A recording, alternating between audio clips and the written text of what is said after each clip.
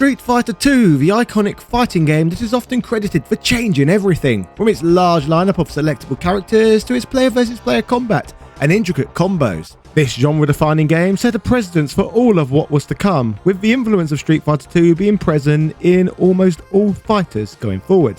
While this is the case, this raises the question, where do you draw the line?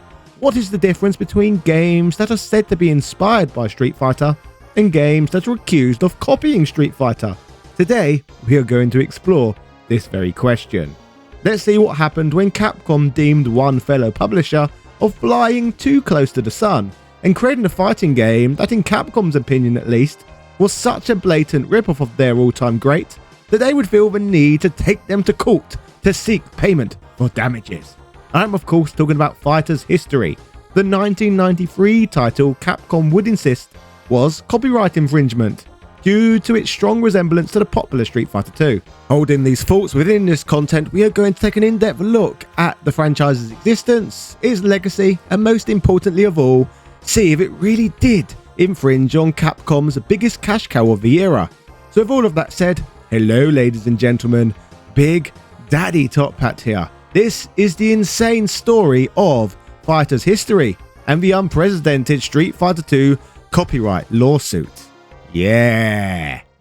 Regardless of the countless imitations being made over the years, Street Fighter remains the king of fighters, with the art of fighting in Street Fighter 6 proving that the classic franchise still has the killer instinct to be one of the eternal champions.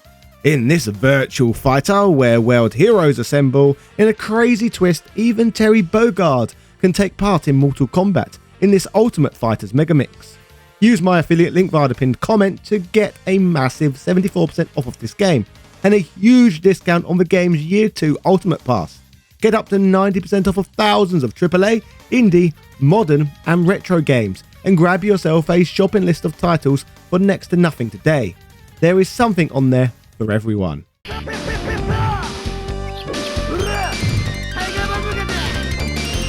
Step into the captivating world of Fighter's History. A game that over 30 years after its release now promises both nostalgia and intrigue. A game that, I must add, even if you have never played it before, will likely feel very, very familiar. Released in arcades in 1993 by the seasoned veterans at Data East, this title emerged from a company that had long been a contender in the gaming arena. Beginning their journey back in the late 70s, Data East successfully carved a niche out in the Japanese market, before swiftly establishing a presence in the United States. With classics like RoboCop and Burger Time under their belt, they were no strangers to arcade excellence. Yet with the advent of Fighter's History, they were poised to explore dangerous new territory. From the moment you engage with this game, you can't help but feel an uncanny familiarity wash over you. For instance, the Fighter Select screen, bathed in a striking blue hue, will instantly conjure up memories of a roster selection screen from another famous fighter. However, of course, your deja vu certainly won't just end here. As matches commence, your nostalgia glands will continue to swell, particularly the moment you hear the electrifying shout of "Round 1, fight!" with the announcer's voice offering up a haunting echo of the iconic classic. Round 1, fight! Aside from these surface-level similarities, commonalities don't end there. The match graphics mirror the famous format too, and as you dive deeper, you will start to notice a striking resemblance in character movements and life bars, all echoing the very essence of Street Fighter II. One thing is for sure, the developers behind this game clearly loved Capcom's effort and were determined to create a fighting game as similar to it as possible. Speaking of influence, characters like Mizoguchi can even unleash moves that are almost definitely based on the legendary Hadouken. You know, the move that when shouted sounds exactly like a man from Yorkshire greeting another man named Ken. Hadouken! Did you have a great day down to mines? As one might expect though, this controversy goes beyond coincidentally similar looking fireballs flying out of people's fists.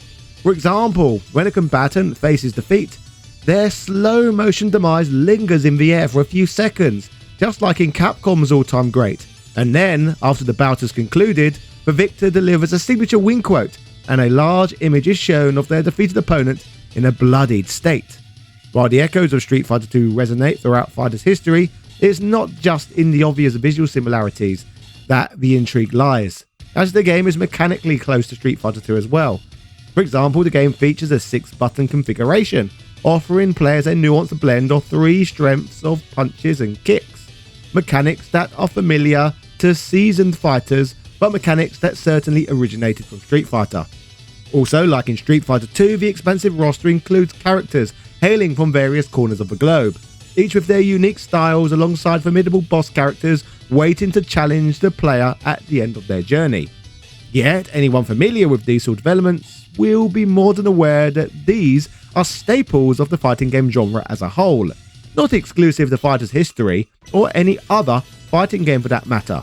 However, in this instance, it seemed that it was the combination of these features, layered on top of the previously mentioned visuals and auditory cues, that built up a picture that was compelling enough for this game to grab Capcom's attention. After all, it is hard to deny that this game feels more intertwined with Street Fighter 2 than many of its contemporaries, creating an experience that invited a lot of scrutiny at the time.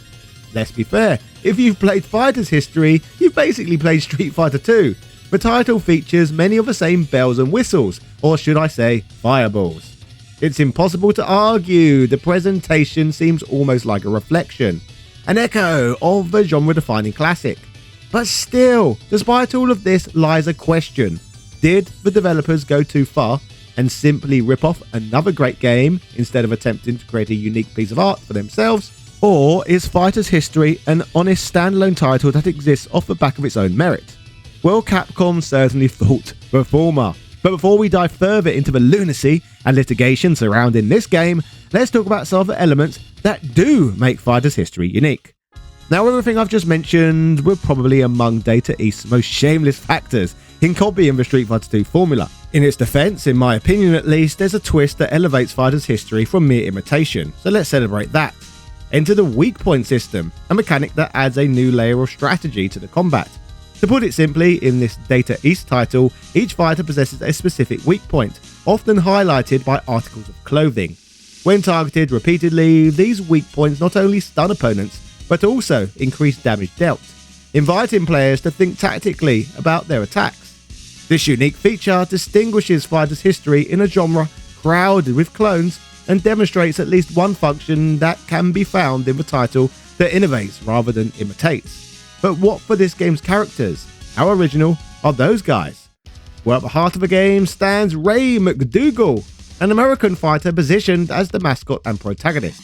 With a balanced moveset that includes a rush attack, fireball and an anti-air kick, his style leans more towards Terry Bogard than any Street Fighter character, yet whispers of Ken can still be felt in his design.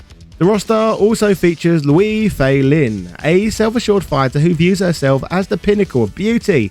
Armed with long-range defensive attacks and an armoured chestplate to shield her vulnerabilities, she serves as the franchise's homage to Chun-Li. But of course the colourful lineup doesn't stop there. Next there's Mizoguchi, a lovable Japanese martial artist whose projectile attacks evoke the iconic Hadouken, though he embodies a certain comedic folly, drawing parallels with who would come to be known as Dan in the Street Fighter Alpha series, although he is essentially this game's Ryu. Building up on the lineup, there's Ryoko Kano, a skilled judo practitioner who brings both grace and strength to the roster. There's Matlock Jade, a brash British fighter with aspirations of rock stardom, infusing the game with a vibrant personality. We then have Sam Che, a Muay Thai fighter from Thailand, who mirrors the iconic Aiden from the original Street Fighter, while Lee Duendu showcases the art of Baguaozhang, adding depth to the diverse fighting styles. One of my personal favourites though just might be Gene, a flamboyant and narcissistic gymnast who struts into battle with an air of arrogance. With his gymnastic movements and design, he draws comparisons to Guile. Another cool addition is Mastorius, a character inspired by the legendary professional wrestler Bruiser Brody, who can unleash a repertoire of wrestling moves, showcasing the raw physicality that stands apart from the others. However, the intrigue doesn't stop with the playable fighters. The game's bosses add to the character diversity too. Amongst these we have a clown, a circus performer and skilled acrobat who can curl himself into a ball to launch attacks. Then there's of course Karnov, the imposing fire-breathing strongman who has become a mascot for Data East. known for his appearances across multiple titles, including of course his own game from 1987 titled Karnov. Undeniably, his presence adds a sense of continuity within the Data East universe, linking Fighter's history to the company's broader legacy and providing another point separating it from Street Fighter. While the character roster shares some similarities with Street Fighter 2, I wouldn't go as far as to call them more pronounced than those found in other fighting games of the era. However, this would not prevent Fighter's history's graphics, gameplay mechanics and overall presentation drawing sharp scrutiny. As already mentioned, Capcom deemed Fighter's history too closely aligned with their flagship title, leading to a legal showdown in 1994. That year, the courtroom became a stage for a deep dive into the game's design, as Judge Auric examined the evidence. Amidst the heated legal battle, one detail stood out, striking similarities between the two games, with a particular focus on Fei Lin, a character many claimed was nothing more than a Chun-Li clone. Tensions mounted as both sides prepared to face off in court, but just when the outcome seemed certain, the judge issued a shocking verdict. Siding not with Capcom, but with Data East. The reasoning, the disputed elements were ruled to be sans affaire, standard features so common they were beyond the reach of copyright law. Sans affaire, a term that, yes, is indeed French, refers to those essential, almost obligatory elements that you expect to see in a particular genre of books, films, or even games. Think of it like the signature ingredients in a recipe, so common and integral that no one can truly claim ownership of them. In the case of Fighter's history, while the game undeniably followed the Street Fighter formula more closely than something like Mortal Kombat, Data East wasn't breaking any laws. They were simply working within the accepted framework of the fighting game genre, using common elements that, by nature, are free for anyone to use. What Capcom saw as infringement was, in the eyes of the law, just another example of these genre-specific building blocks that no company can truly own. While Capcom, one of the industry's biggest powerhouses, pursued the case with relentless aggression, it seemed like a calculated attempt to crush a competitor. Data East, already facing the daunting challenge of going head-to-head with perhaps the biggest brand in arcades at the time, found itself in the crosshairs of a company that many believed was more interested in stifling competition than protecting creativity. Like many Japanese companies of the period, Capcom's actions seemed driven by an insatiable appetite for dominance, using its financial clout to assert control over the genre, rather than to protect art. Like many predators in the copyright space, they were attempting to use copyright as a sword rather than a form of protection, like it is legally intended. Fortunately though, in a glorious turn of events, justice was indeed done, and the underdog triumphed. The court ruling was much needed relief for developers at Data East, who were simply trying to carve out their own space in a cutthroat industry. As Capcom's aggressive tactics were thwarted, the case became a striking example of how even the giants of gaming can be held accountable, proving that creativity should never be monopolized by the rich and powerful.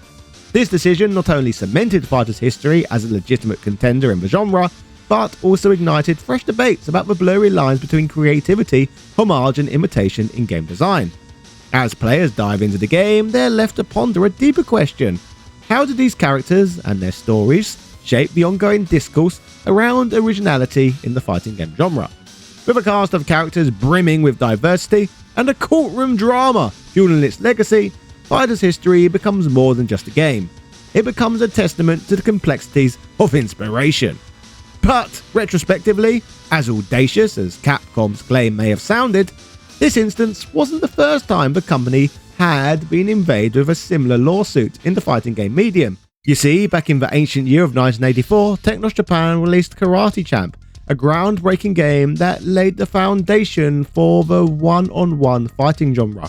It featured a variety of moves and a best-of-3 match format that would later become staples in the genre. And who was behind bringing this revolutionary game to the public? Data East. They published the first ever martial arts fighting game, essentially helping to create the very genre Street Fighter 2 existed in. Fast forward to the Street Fighter 2 case, and Data East used this very game as their strongest defense against Capcom, claiming that Karate Champ was the true originator of competitive fighting games. As for the fight against Capcom, this wasn't the first time Data East found itself in a legal battle. In 1985, they took on Epic's computer software, accusing them of ripping off Karate Champ with their game World Karate Championship. Acting arguably as deplorable as Capcom in the mid-90s, it would be back then that Data East would learn legally what they could and couldn't get away with when making fighting games. The similarities between Karate Champ and World Karate Championship were once again undeniable. Both games had karate matches between two opponents, fighters dressed in identical red and white outfits, and even the referees looked strikingly alike. Data East argued that Epix not only copied their gameplay, but also infringed on their copyright and trademark. Shockingly, at first the court agreed. Epix was ordered to recall all copies of World Karate Championship, and it seemed like a clear victory for Data East. But then came the twist. Epix appealed the decision, arguing that while Data East owned the copyright to Karate Champ, there was no real proof that they had directly copied it. Could it have been just a coincidence? Was the similarities between the two games simply a result of shared genre conventions? Well, as the appeal progressed, the court reversed its decision, siding with Epix. The court ruled that the similarities weren't substantial enough to warrant copyright infringement, concluding that no substantial similarity of expression would be found when the idea and its expression are inseparable.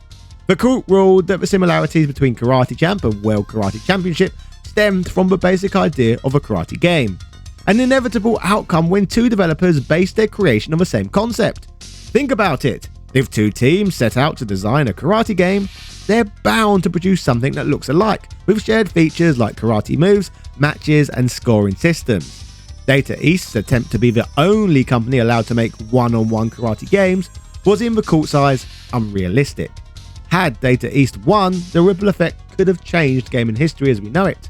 The first Street Fighter, which was built on the foundation of Karate Champ, might never have existed, and without that we wouldn't have the iconic Street Fighter 2 that followed.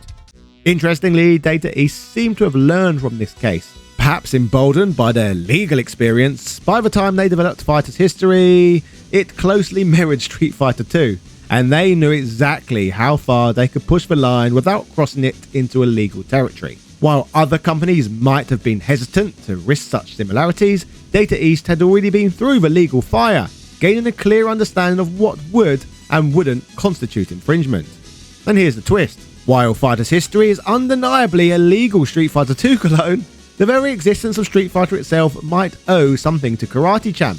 Without that early influence, the fighting game genre we know today could look completely different. Could it be that without Data East's first venture into karate games, the legendary Street Fighter series might have never come to life? Holding all of this, well, Fighter's history in mind, Fighter's history would live to fight another day, which would include it receiving a sequel in 1994. So, take a look at this.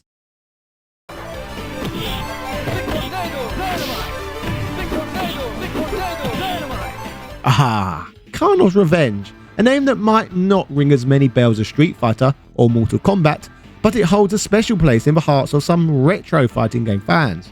This sequel to Fighter's history is the kind of hidden gem that can really catch you off guard with its quirky charm and hardcore gameplay.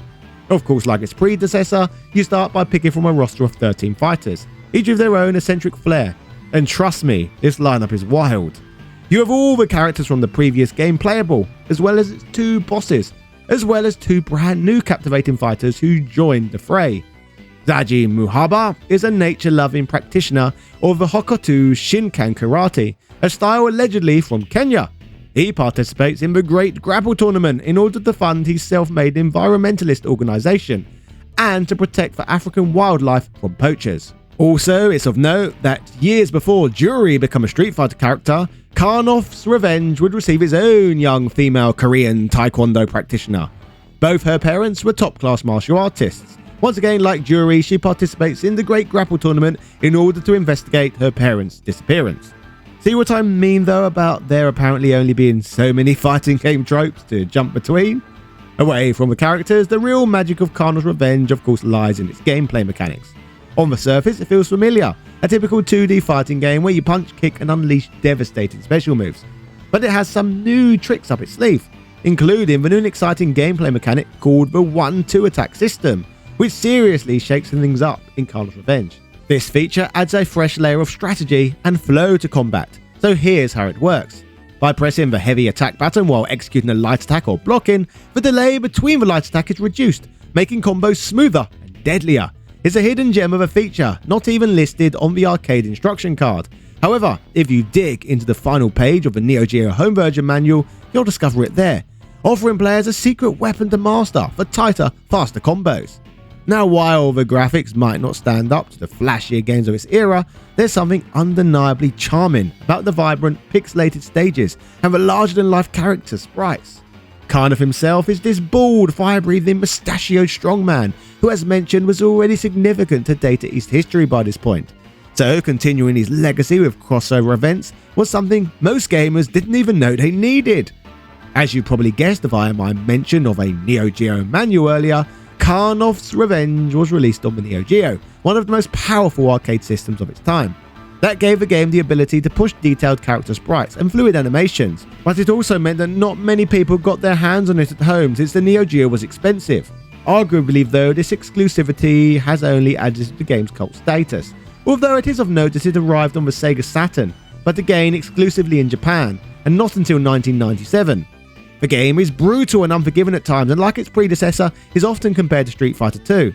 It didn't quite have the success or exposure that Capcom's Juggernaut did, or even close for that matter, but there's a dedicated fan base that still battles it out occasionally. And Karnov, he still has his fans too. Speaking of big bad fighters, there is a hidden final opponent in Karnov's Revenge, Ox, who is based on the Ox that players faced in the early Data East fighting game Karate Champ, so an awesome little callback there. The original Fighter's History game today is mostly discussed due to winning a court case against Capcom. But why would anyone really care about Karnov's Revenge in 2024? Well, let's just say it's a relic of the fighting game genre's golden age, a window into an era where developers were experimenting, trying to one-up each other in creativity. It's got a decent vibe, but with enough depth and heart to keep you playing, especially if you're a fan of retro games or discovering quirky, off-the-beaten-path titles. So if you're intrigued by underappreciated games of the past, don't sleep on Karnov's Revenge. But for now, let's move on to what happened next for this franchise.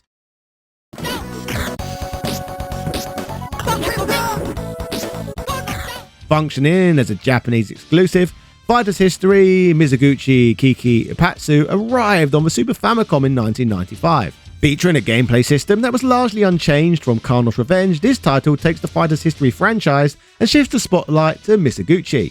What makes this game so intriguing is that it's a mix of traditional fighting gameplay with comedic elements and a wild over-the-top storyline. The plot isn't your typical fighting game affair. Rather than simply being a series of tournaments or revenge battles, it throws Mizoguchi into a bizarre situation that pushes the boundaries of what you'd expect in a fighter. From facing off with rivals to surviving absurd life-threatening challenges, Mizoguchi's journey is as ridiculous as it is entertaining. This focus on humour gives the game a unique identity in a genre that often takes itself too seriously. The characters you loved from the earlier Fighter's History titles are still here, including Karnov, Ryoko and others, but the tone is dialed up several notches. Mizoguchi himself becomes the central figure, and his exaggerated reactions to the chaos around him provide a comedic flair that makes the experience feel less about competition and more about surviving the ridiculous scenarios thrown his way. The game features traditional arcade-style battles, but it also introduces minigames and side challenges that add variety to the experience. Imagine mixing intense battles with humorous cutscenes, where Mizoguchi gets caught in absurd predicaments. Gameplay retains the solid mechanics of its predecessor. If you're familiar with 2D fighters, you'll feel right at home with responsive controls and a robust set of moves and special attacks for each character. There's a real sense of fun that pervades the whole experience, which makes it engaging. Roster-wise, we only have 9 playable characters this time around, with 5 who were previously featured in Karnov's Revenge being cut. But we do get a new M-Boss, Chelnov, the mysterious organizer of the last great grapple tournament. He hides his true identity behind a strange suit. Rumoured to be a brilliant Russian scientist, his life was changed by a catastrophic accident that granted him immense power. Once the star of Data East's Atomic Runner, Chelnov returns as the tournament's final boss, bringing both his dark past and formidable strength. Despite their success in the arcade and home console markets, Data East began facing financial struggles in the late 90s. The rapid evolution of gaming technology and rising competition from companies like Capcom, Konami and Sega, as well as the decline in popularity of arcade games, contributed to their financial difficulties. In 1999, Data East filed for bankruptcy protection. Their intellectual property and assets were gradually sold off to other companies. For example, Gmode, a Japanese mobile content provider, acquired many of Data East's game properties, including Burger Time and Karate Champ, and seemingly Fighter's History. This becomes all the more clear when you realize a bizarre Fatal Fury and Fighter's History mobile crossover game existed called Garu Densetsu via Fighter's History Dynamite. Not much footage of this game exists online, but according to an SNK wiki, this 2007 title was primarily developed by Gmode for the iMode and Yahoo networks as a special celebration of Fatal Fury's 15th anniversary. More than just a tribute, this collaboration brought together two iconic franchises, allowing both companies to share intellectual properties for Fighter's History. As a mark of respect, SNK Playmore reciprocated by featuring Fighter's History character Makoto Mizoguchi in King of Fighters Maximum Impact Regulation A. With a standalone story that doesn't follow either series canon, this unique title stands as a creative fusion of two legendary fighting game universes. Breaking away from the original games, this title reimagines the iconic characters in a side-scrolling beat-em-up adventure. Visually, the game pays homage to its roots, using beloved stages, sprites and music from Fighter's History and Fatal Fury 2, blending nostalgia with fresh gameplay. Now, this is what I call an obscure, forgotten game. Fighter's History has certainly had one hell of a unique history. Now, don't forget I can get you a huge discount on Street Fighter 6 and its season passes, as well as up to 90% off of thousands of other games too. Click my link via the pinned comment and grab a shopping list of bargains today. Happy shopping and cheerio!